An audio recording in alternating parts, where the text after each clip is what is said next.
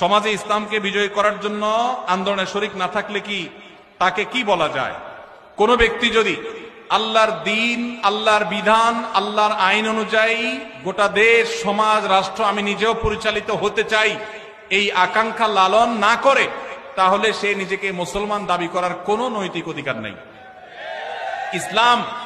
ইসলাম এত গোলালু না যে নামাজ কালাম পড়লেন আর শরিয়া দ্বারায় শাসিত হওয়াটাকে পছন্দ করলেন না।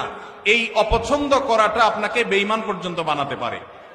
ভাইরা আমার, আল্লাহর বিধান অনুযায়ী আমি চলতে পারছি না, এটা আমার একটা ত্রুটি। আমি হয়তো মনে করছি যে আমি পারতেছি না, চেষ্টা করব, কখনো পারবো, ঈমান থাকবে। আর যদি কেউ মনে করে না ওইটা এখন চলেই না, ওইটা দিয়ে এখন চলবে না, তাহলে সেক্ষেত্রে সে বেঈমান হয়ে যাবে। এজন্য আল্লাহ বলেছেন, ওমাল্লাম ইয়াহকুম বিমা আনজালাল্লাহ ফাউলাইকা হুমুল ফাসিকুন। আবার আরেক জায়গায় বলেছেন ফাউলাইকা হুমুল। এইটা যদি অবিশ্বাসের জায়গা থেকে হয় যে না আল্লাহ শরীয়ত এখন আর চলে না, ইসলামের দিন অনুযায়ী, আইন অনুযায়ী কি চলে এখন, তাহলে সে বেঈমানই হয়ে যাবে।